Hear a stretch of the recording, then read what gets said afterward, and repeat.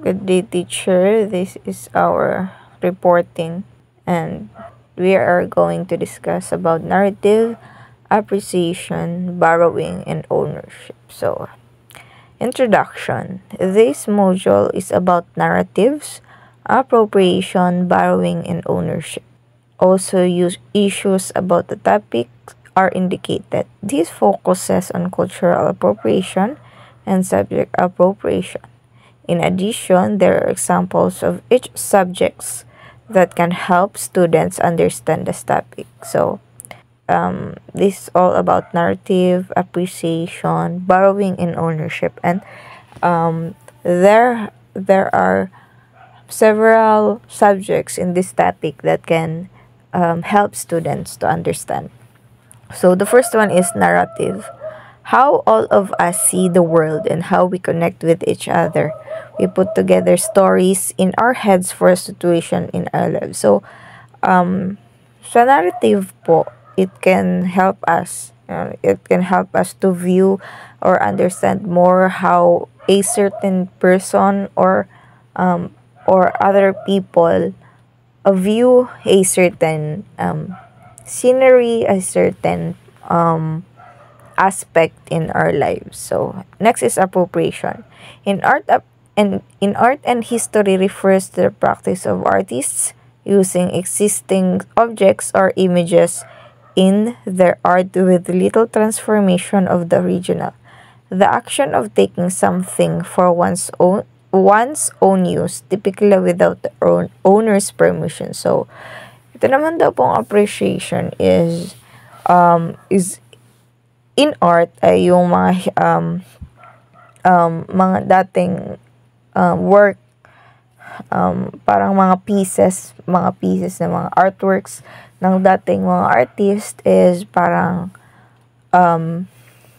ginagawa nila ulit or nire-remake nila without the owner's permission, maybe because the owner is wala na and they are recreating it. So next is borrowing, understanding of appropriate, that the concept of a new work recontextualizes with whatever it borrows to create a new work. So yung borrowing naman po, same as appropriation, but the artist that is remaking or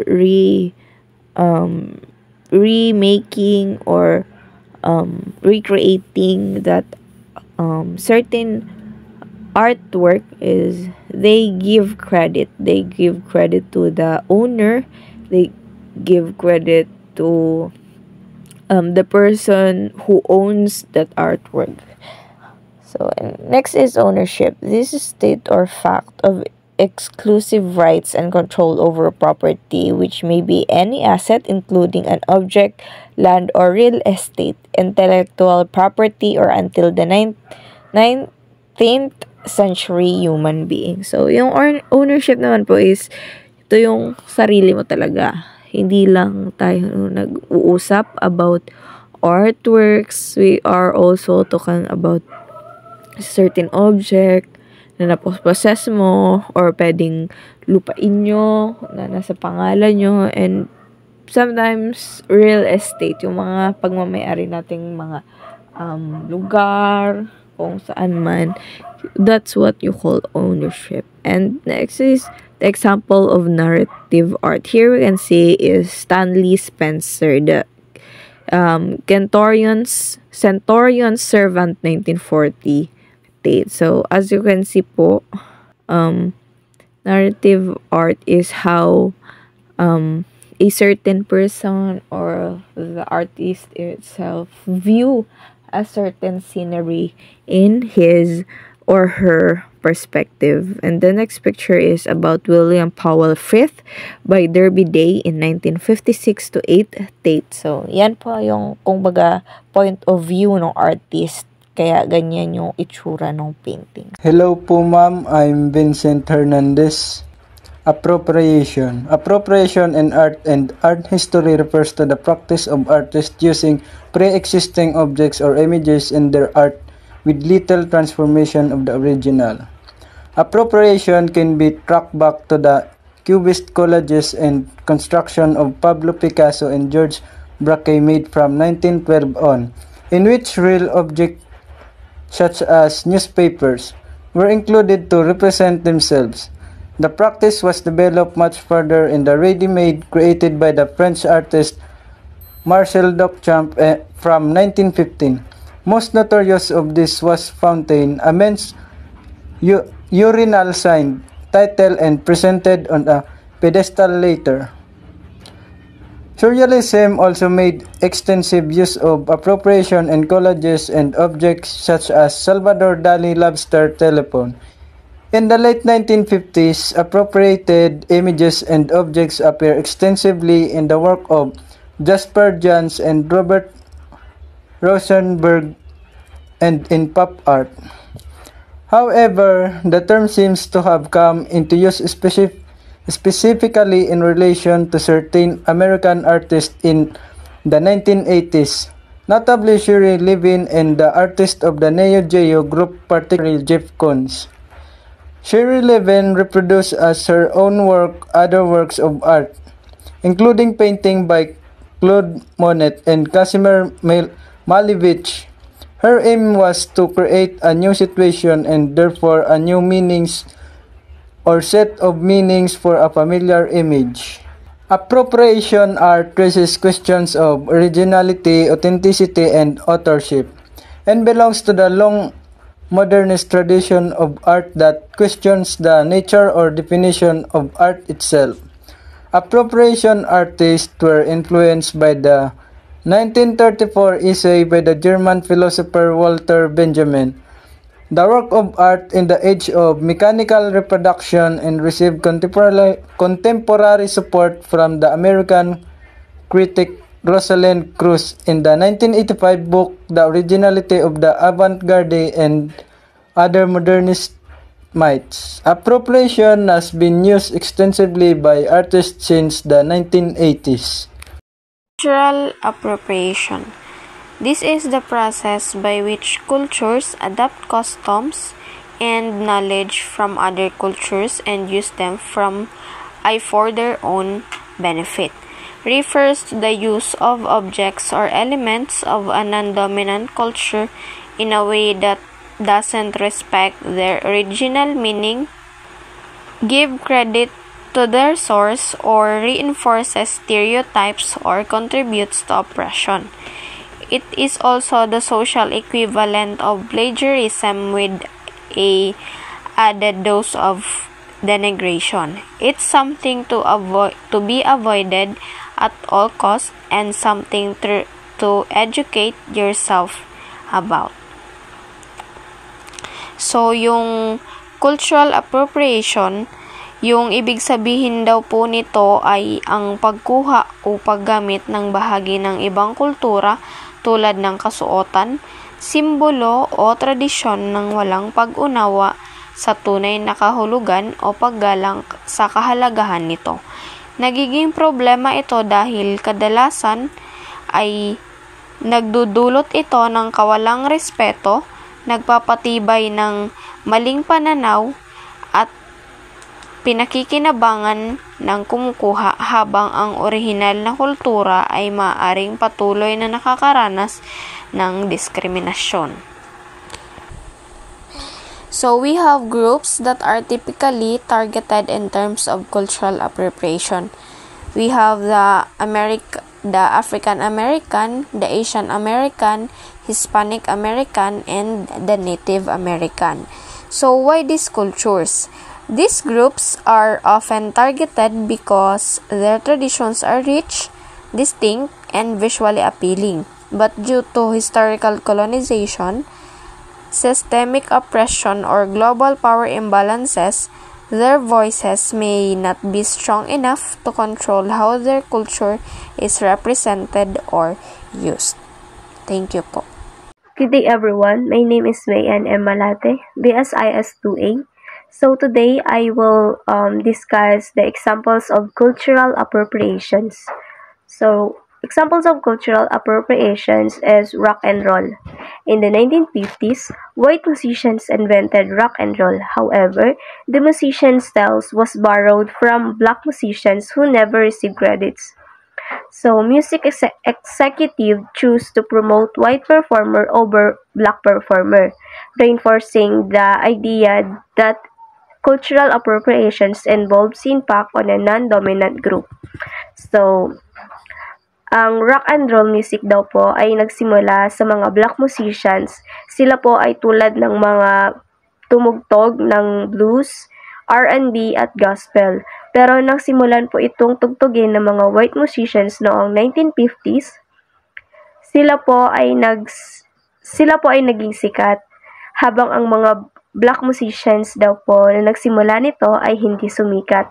So, itong example pong ito ay tinatawag na cultural appropriations dahil kumukuha po sila ng isang bagay mula sa ibang kultura nang hindi po binibigyang karangalan.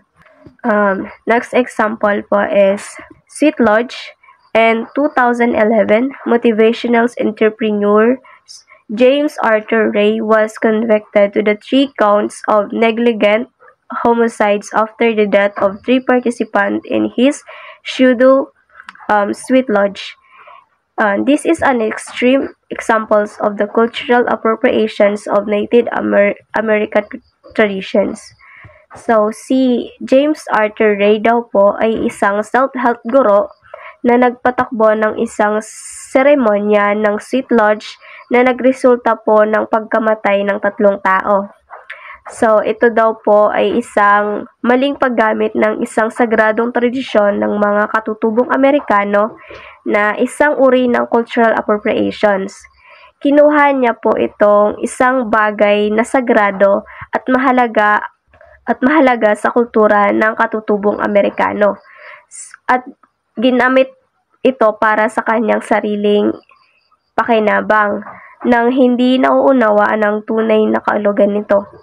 Ang trahedyang po ito ay nagpapakita kung gaano kapanganib ang pagkuha ng isang bagay mula sa ibang kultura nang hindi po iginagalang ang kasaysayan at kahalagahan nito. So, next example po is Vujing. Do you remember the Vujing's craze made popular by Madonna back in the 1990s?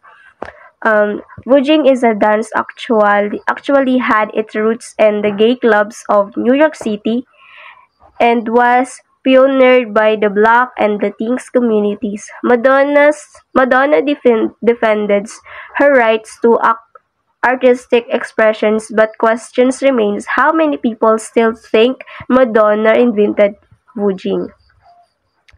So, ang Vujing daw po ay isang estilo ng sayaw na ginawang popular ni Madonna. Ay talagang nagsimula pa po noong 1960s at 70s sa underground ballroom scenes ng New York City na nilikha ng mga Black and Latinx LGBTQ+ na tao. Habang nakatulong po si Madonna na dalhin ito sa mas malawak na media. Hindi niya ito nilikha at marami pa rin ang nagkakamali na naniniwala na siya daw po ang gumawa nito. Ito ay isang kaso ng cultural appropriations kung saan kinukuha ng isang bagay ang mga elemento mula sa ibang kultura nang hindi po binibigyan ng kredito o nauunawaan ang tunay na halaga nito. So, mahalagang kilalanin po natin ang tunay na pinagmula ng Vujing at ipagdiwang ang komunidad na lumikha nito. So, last pong examples ng cultural appropriations is team mascot. So, major sport teams in the United States and Canada and involved the cultural appropriations because of the name of the teams, past, present team name example include the Chicago Blackhawks, Cleveland Indians, Washington Redskins, and Edmonton Eskimos. So, the Redskins and Eskimos are both undergoing the name change of the time of this writing.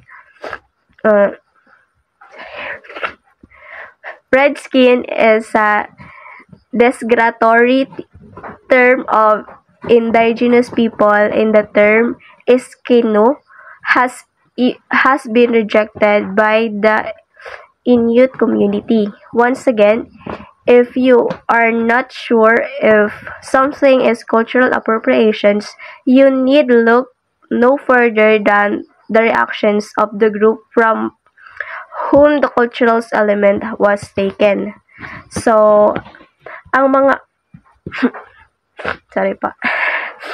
So, ang mga pangalan ng kupunan tulad ng Redskins at Eskimos ay lubhang nakakasakit dahil gumagamit po sila ng mga nakakasakit na termino na makasaysayang ginamit upang saktan at hindi igalang ang mga katutubong mamamayan.